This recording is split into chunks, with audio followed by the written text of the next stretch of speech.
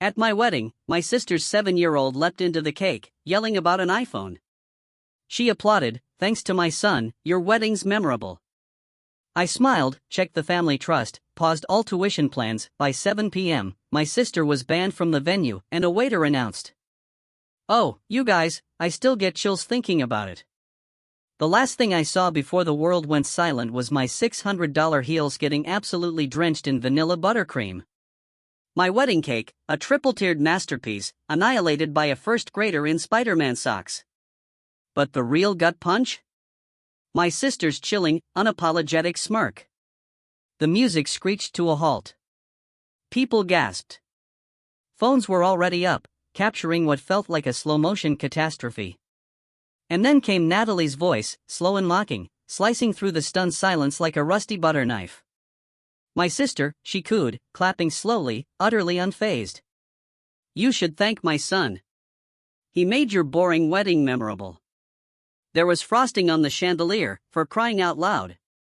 My husband, Daniel, just stood there, hands frozen mid-toast, utterly bewildered. And me? I remember thinking. I just smiled. A quiet, tight smile that didn't reach my eyes. Then, I pulled out my phone. One swipe. Face ID. Opened the Family Trust Management app. And paused all 3 tuition accounts my sister didn't even know I controlled. That was 6:52 p.m. By 7 o'clock, a security guard was gently escorting her and her kids out of the venue, while she screamed about family loyalty. And at 7:03, a waiter approached me, headset in his ear, tray in hand. "Ma'am," he said. "The lawyer is online, too. They say weddings bring out the best and worst in families." I just didn't expect mine to showcase a live demonstration of both within the first 90 minutes. Let me rewind. My name is Lydia. I'm 33, a financial analyst. You could say I have a very boring job, and according to my sister Natalie, a very boring wedding. She's 35, a full-time mom, part-time Instagram truth-teller, and full-time spotlight seeker. We've had tension for years, honestly, ever since high school. But I never, ever thought she'd use my wedding as her child's personal trampoline training ground. Natalie always had a way of turning everything into a performance. At Mom's retirement party, she announced she was finally going to be a yoga teacher, right as Mom was cutting the cake. At my graduation, she wore a white dress, yes, to someone else's graduation, and posed for more photos than I did. But I'm getting ahead of myself. See, I've been helping Natalie financially for over 5 years. After her divorce, I stepped in quietly. Paid her rent for 6 months. Bought her kid a laptop for remote schooling. Even covered a dental procedure when she was uninsured. All without broadcasting it. I didn't do it for recognition. I did it because she was my sister. Because she'd say, "You're the one who always has it together." She made it sound like a compliment. It wasn't. It was a license. A license to dump every unpaid bill, every emotional outburst, every forgotten birthday gift on me with zero consequence. And I accepted it. I absorbed it. I became the financial sponge that made her feel bold enough to take risks. She never had to calculate. But this wedding was supposed to be my line in the sand. A day about me. When Daniel proposed last fall, we agreed on something simple but elegant. Just 80 guests, mostly close friends and a few family members. My parents were thrilled. His parents paid for the venue. I handled the rest quietly, including the tuition plans for my 3 nephews. One of whom had just gone airborne into $2,400 worth of vanilla buttercream. I should have seen the warning signs. 2 weeks before the wedding, Natalie asked if her kids could help with something cute at the reception. I suggested handing out programs. She suggested a TikTok dance introduction to make it viral. I laughed. She didn't. Then came the flower girl dress drama. My 6-year-old niece had a beautiful blush tulle gown picked by Daniel's sister. Natalie texted me a photo of a glitter monstrosity from a fast fashion site and said, "This is more her. She needs to shine." When I declined, she accused me of stifling her daughter's individuality. Daniel said, "Just let it go. It's one dress." I let it go. Big mistake. At the rehearsal dinner, she cornered me during dessert. "Just don't expect your nieces and nephews to behave like little robots tomorrow," she sneered. "Kids should be free. Not everything has to be perfect, like you want it." That perfect dripped with disdain. She made it sound like being prepared, responsible, and financially stable was a character flaw. Still, I smiled. Because that's what I always did. And that smile, that silence, is exactly what enabled what happened next.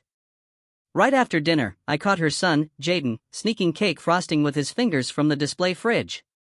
I gently told him to stop, wiping his hands with a napkin. "This is a special cake, buddy. We have to wait till tomorrow." He giggled. "But Mommy said I could touch it. She said it's just food." Again, I let it go. I let everything go, until I didn't.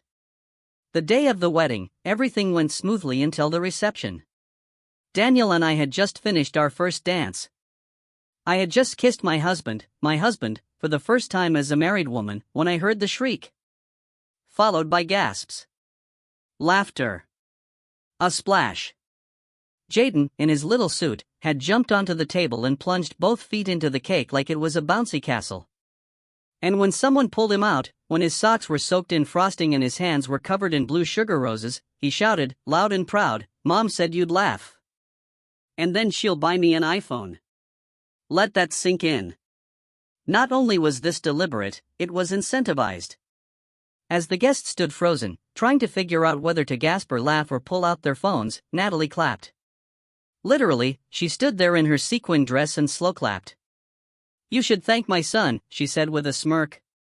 "He made your boring wedding memorable." That's when something inside me went still.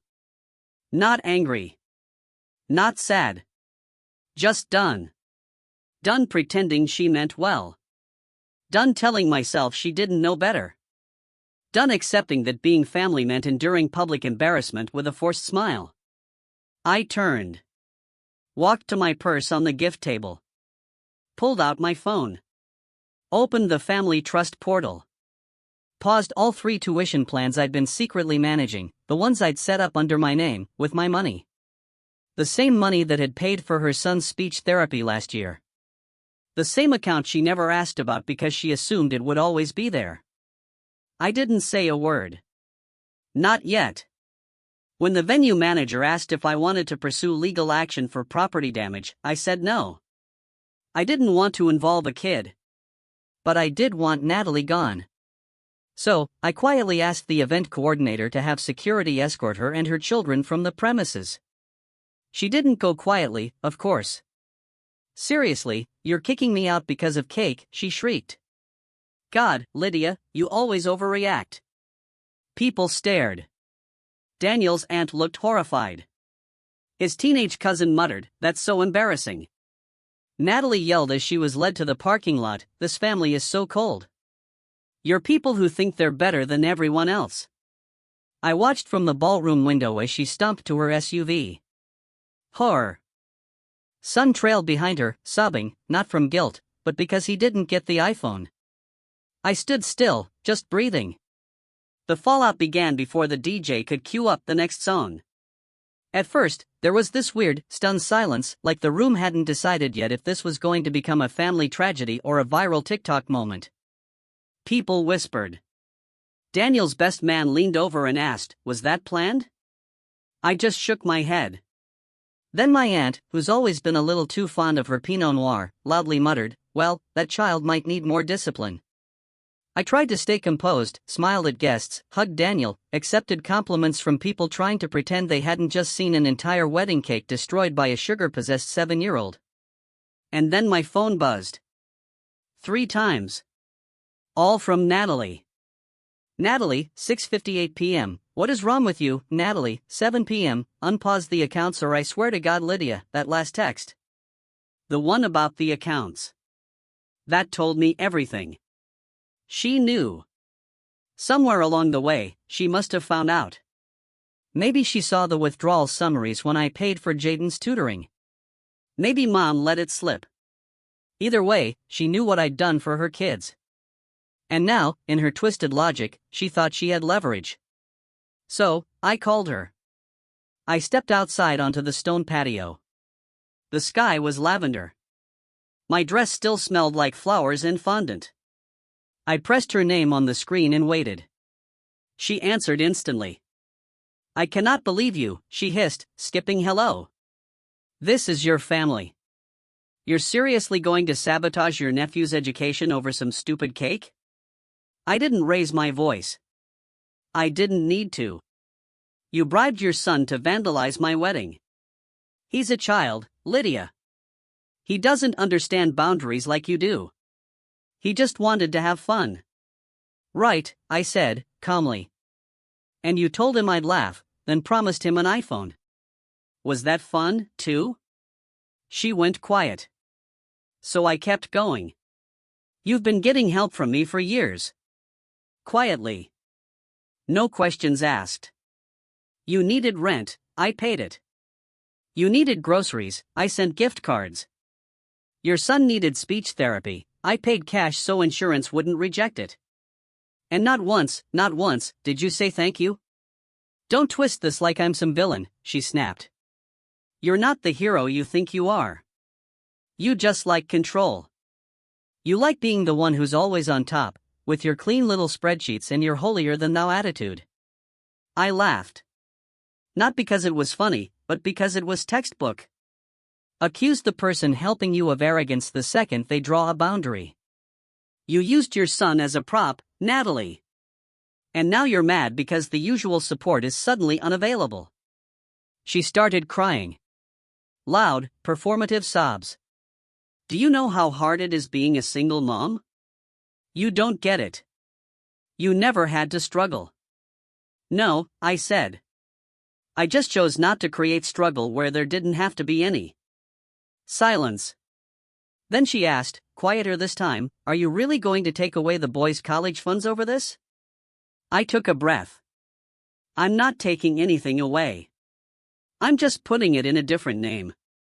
One that doesn't reward you for using your role as a mother to avoid accountability." And then I hung up. By the time I got back inside, Mom was waiting. Her face said it all. Natalie had already called her, and she was in that awful mother mode where she tried to fix everything by smoothing it over with guilt and forced hugs.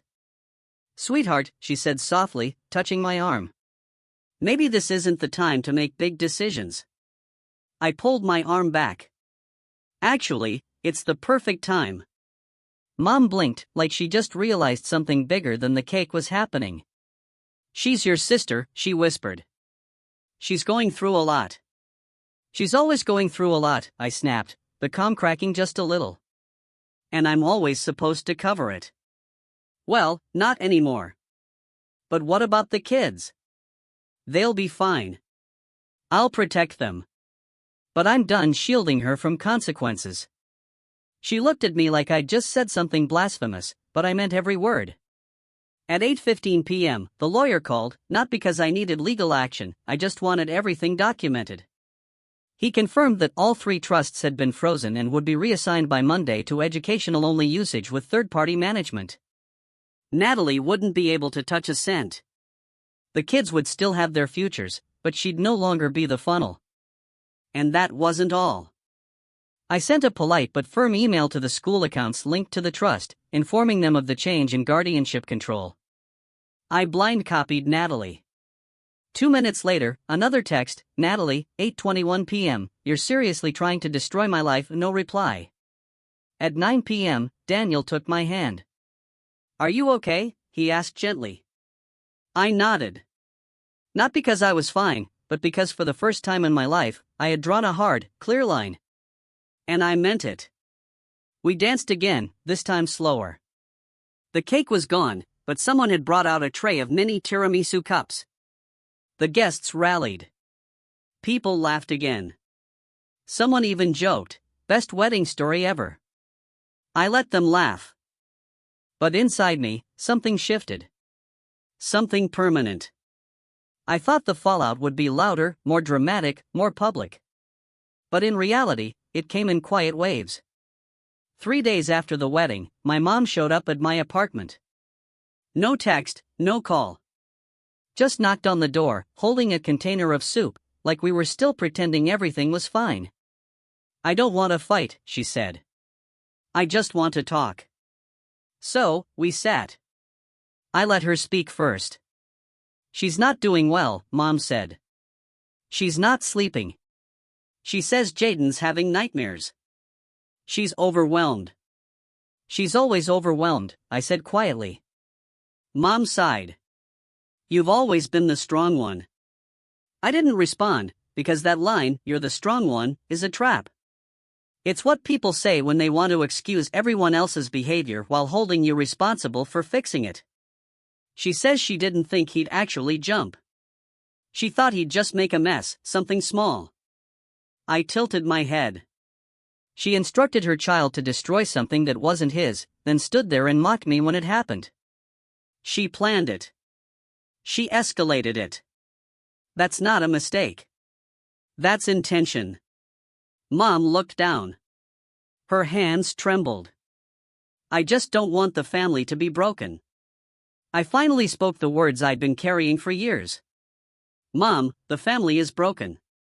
It's just that nobody ever wanted to admit it." I told her everything. The tuition plans, the dental bills, the rent I paid, how much I'd carried, and how little I'd ever asked for. She cried. Real tears. I think it was the first time she realized just how much had been placed on me while Natalie coasted on chaos. And then she asked the question I wasn't ready for. "Are you going to cut the kids off completely?" I shook my head. "No. I've already reassigned the accounts. They're still funded, but Natalie won't have access. She's done." Over the next few weeks, the silence from my sister was deafening. No apologies, no explanations, just passive-aggressive Instagram stories about relatives who don't feel genuine and people who struggle with strong personalities. She unfollowed me on every platform. I didn't care.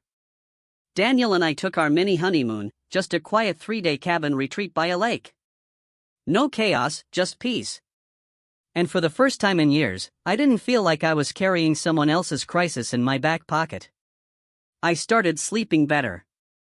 I caught up on reading.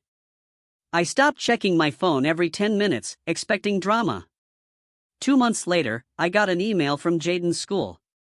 They thanked me for confirming the updated financial custodian information. Attached was a drawing he'd made for Auntie Lydia. Crayon and marker, a big heart with stick figures holding hands. One labeled me, one labeled you.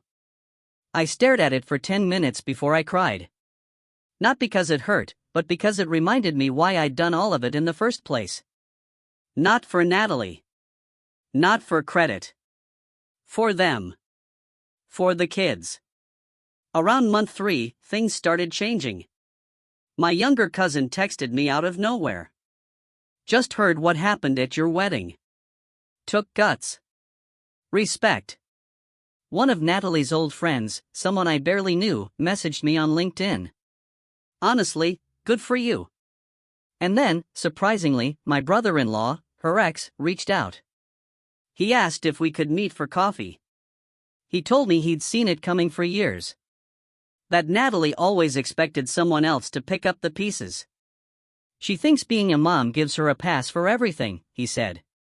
But being a parent doesn't excuse being a bully. We talked for over an hour.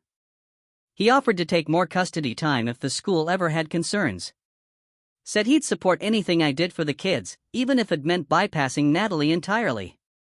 It felt like a small, quiet shift in the tides. The final confirmation came at Thanksgiving. We hosted it at Daniel's parents' house.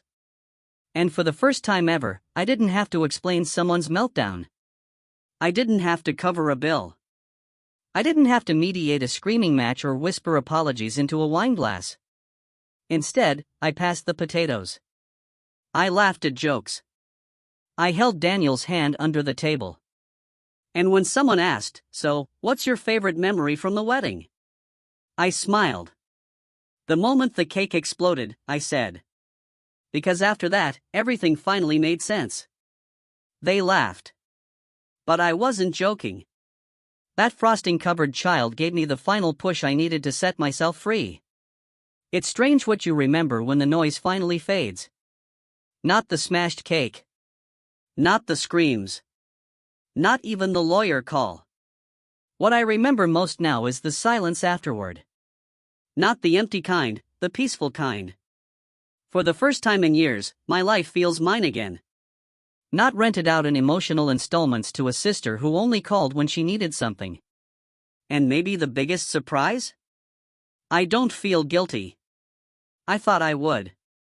For most of my adult life, guilt was baked into my bones. Like I owed my family for being the capable one. The one who didn't cause problems. The one who always picked up the phone. But now I see clearly. They weren't asking me to help.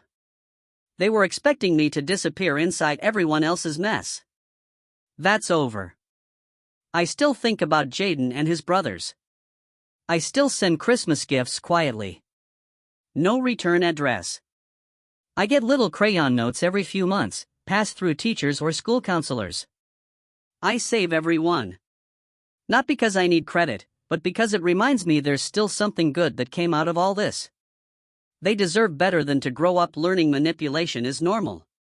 That love means bending until you snap.